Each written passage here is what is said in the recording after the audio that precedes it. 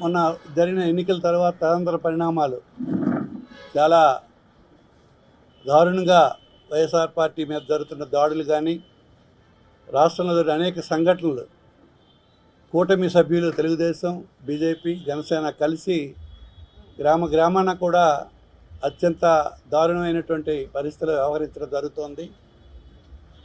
రాజకీయాల్లో గెలుపోవటం అన్నవి సర్వసాధారణమైనటువంటివి. ఒకసారి గెలిస్తే ఒకసారి ఓడుతుంటాం, మళ్ళీ గెలుస్తాం. ఇవన్నీ అటువంటి దాన్ని ఏదో ఇప్పుడు మొట్టమొదటిసారిగా వాళ్ళు గెలిచినట్టుగా, ప్రపంచంలో ఎవరికి ఎప్పుడు ఎన్నికలు జరగనట్టుగా ఏదేదో భావించి వాళ్ళు చేస్తున్నటువంటి దౌర్జన్య కార్యక్రమాలు చాలా దుగుప్సాకరంగా ఉన్నాయి. కక్షాదింపు ధోరణిలో వీళ్ళు వ్యవహరించే తీరు కానీ ప్రజలెవరు కూడా హర్షించట్లేదు. ఎన్నికల్లో ప్రజలు వాళ్ళకి అవకాశం ఇచ్చారు. మరి ఆ అవకాశాన్ని సద్వినియోగపరుచుకొని ఏవైతే ఎన్నికల ముందు మేనిఫెస్టోలో వారు చెప్పారో అవన్నీ ఆచరించే విధంగా ప్రజలకి మేలు చేయండి. వైఎస్ఆర్ పార్టీ కూడా తప్పకుండా మీకు సహకరిస్తుంది. మీరు చేసే మంచి కార్యక్రమాలకి మాతో తోడ్పాటు కూడా ఉంటుంది. బాధ్యతాయుతమైన ప్రతిపక్షంగా మేము మీకు సహకరిస్తాం. అంతేగాని మీరు దాడులు చేసి, భయభ్రాంతులు చేసి, ప్రజలకు ఇబ్బంది పెడుతూ మాకు ఇబ్బంది పెట్టాలని ప్రయత్నం చేసి పార్టీకి మీరు ఏదో నష్టపరచాలన్న భావంతో మీరు ఉన్నట్టు కనిపిస్తుంది. ఇవి నిన్న లేదు మొన్న జరిగిన ఎన్నికల్లో మీకు వచ్చినవి కేవలం 23 సీట్లే. అది మీరు మర్చిపోయి ఈవేళ వచ్చిన సీట్ల కోసం పెద్ద ఆర్భాటం చేయడం అనేది సరైన పద్ధతి కాదు. మరి ఈవేళ 3 పార్టీలు మీరు కలిసి పోటీ చేశారు. నైతికంగా మీరు అప్పుడే ఓడిపోయినారు. మీరు ఎవరో ఒక్కరు జగన్ గారితో ఎవరు పోటీ చేయలేకపోయినారు.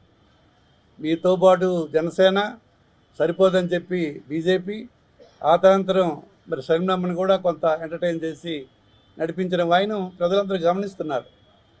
మా నాయకుడు ఒక్కడే ధైర్యంగా ఎప్పుడు కూడా ఆనాడు ఈనాడు ఏనాడు కూడా ఒకే పద్ధతిగా ప్రజలకి మేలు చేయాలి, పేదవాడికి అన్నింటా ప్రభుత్వ బాధ్యత వహించి కార్యక్రమాలు చేయాలన్నటువంటి లక్ష్యంతో చక్కనైనటువంటి పాలన 5 సంవత్సరాలు కూడా చేశారు.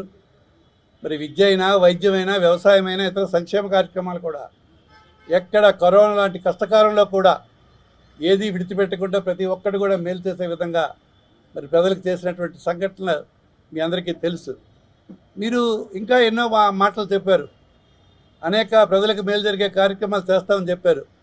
గతంలో 2014లో మీరు చెప్పి కూడా చేయలేకపోయినా మళ్ళీ మరొకసారి మనిషి ఆశాజీవి కనుక ఏమో ఈసారికైనా చేస్తారేమని ఆశించే ప్రజలు మీకు ఎన్నుకున్నారు కనుక మీరు చెప్పినటువంటి కార్యక్రమాలన్నీ చేయండి. రాష్ట్ర వ్యాప్తంగా ప్రజల తాలూకా మన్నన పొందే విధంగా మీరు పరిపాలించండి. మేము సంతోషిస్తాం, మేము కూడా మీకు సహకరిస్తాం. మాది బాధ్యతాయుతమైన ప్రతిపక్షంగా మేము ఉండాలని కోరుకుంటున్నాం. మాకు ఎన్ని సీట్లు వచ్చాయని ప్రధానం కాదు. ఈవేళ దేశంలోనే మరి ఓట్ల శాతం తీసుకుంటే మరి 5వ స్థానం పెద్ద ఎత్తున మాకు ఓట్లు పడినటువంటి వైనం మీకు గుర్తు చేస్తున్నాం. మీ తెలుగుదేశం కంటే కూడా మాకే ఓట్లు ఎక్కువ వచ్చాయి. మీరు కూటమిలో మీరు విజయం సాధించారు. మరి బీజేపీకి, జనసేనకి వచ్చినట్లు ఓట్లు వాళ్ళతో కలియడం వల్ల మీకు వచ్చినటువంటి అడ్వాంటేజ్ వల్ల మీరు అధికారం చేపట్టారని మేము అనుకుంటున్నాం. అయినా కూడా ప్రజలు ఇచ్చిన తీర్పుని మేము శిరసావహిస్తాం. అంతిమంగా ప్రజల తాలూకా తీర్పే ప్రధానమైంది కనుక దాన్ని మేము ఖచ్చితంగా మేము బాధ్యతాయుతమైన ప్రతిపక్షంగా మేము పనిచేస్తాం. మీకు ఇచ్చినటువంటి బాధ్యతల్ని మీరు త్రికరణ శుద్ధిగా మీరు ఏదైతే మాట చెప్పారో, ఏదైతే మీరు మేనిఫెస్టో విడుదల చేశారో దాన్ని ఆచరించండి. మరి ప్రజలు ఎదురు చూస్తున్నారు మీరు ఎప్పుడెప్పుడా మీరు చేస్తారని. మనిషి ఆశాజీవి కనుక మీరు చెప్పినటువంటి మాటలకు అత్యాశపడి భ్రమపడి ఓట్లు వేసినట్టున్నారు. ఏది ఏమైనా మీరు అవన్నీ చేయగలరని మీరు నమ్ముకున్నారు. మేము చూసాం ఆనాడే బీజేపీ మీతో కలియలేదు. ఆవేళ మీరు మేనిఫెస్టో రిలీజ్ చేసినప్పుడు మీ 2 పార్టీలు ఉన్నాయి కానీ 3వ వ్యక్తి రాలా. అంటే ఆ రోజు కూడా వాళ్ళకి మీ మేనిఫెస్టో మీద బీజేపీకి నమ్మకం ఉండదు.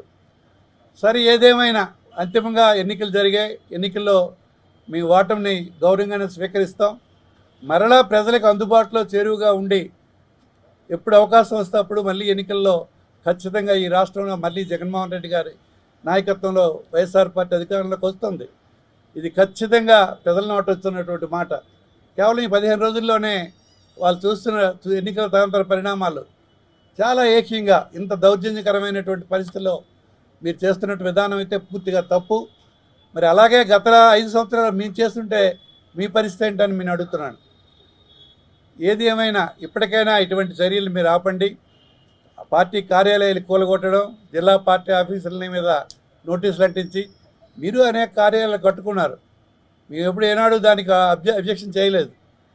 మీరు ఇంతవరకు లేదు. కార్యాలయాలకు పూర్తి అయిపోయినటువంటి 80% 90% అయిపోయిన కార్యాలయాల మీద నోటీసులు అంటించి అవి అడ్డుకోవాలన్నటువంటి ప్రయత్నం. మీకు జగన్ అంటే ఎప్పుడు భయమే. జగన్ అంటే మీకు దడ కనుకనే ఇటువంటి తప్పుడు కార్యక్రమాలు చేస్తున్నారు. కానీ సింహాన్ని రెచ్చగొడుతుంది, ఊరుకోదు. మరి తాలూకా రివర్స్ యాక్షన్ కూడా ఉంటుంది.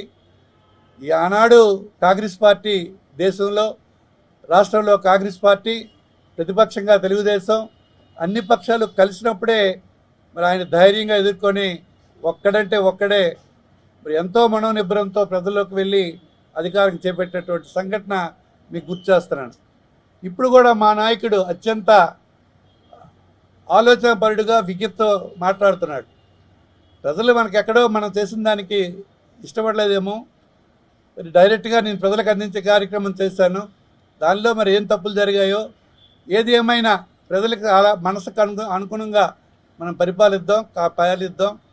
ఇప్పుడు మనకి ఇది ఇచ్చినటువంటి ఈ స్థానాలని గౌరవంగా మన బాధ్యతగా మన పని మనం ప్రజల్లో ఉండి చేద్దాం, అందరూ కలిసికట్టుగా పనిచేద్దామని చెప్తున్నారు ఆయన. ఆయన ఎక్కడా బీరులా మీలా పారిపోలేదు. ధైర్యంగా సమస్యలను ఎదుర్కొనే శక్తి ఆయనకు ఉంది. ప్రజలకి అండగా ఉంటూ ప్రజల మన్ననలు పొందేదానికి ఏం చేయాలో వైఎస్ఆర్ పార్టీ సమర్థవంతంగా చేయడం జరుగుతుంది. ఈ జిల్లాలో వైఎస్ఆర్ పార్టీ అత్యంత సమర్థమైనటువంటి నాయకత్వంతో పాటు మంచి కేడర్ కూడా ఉంది. అయితే ఏం జరిగిందో జరిగింది. ఎన్నికల్లో మేము ఓడిపోయాం.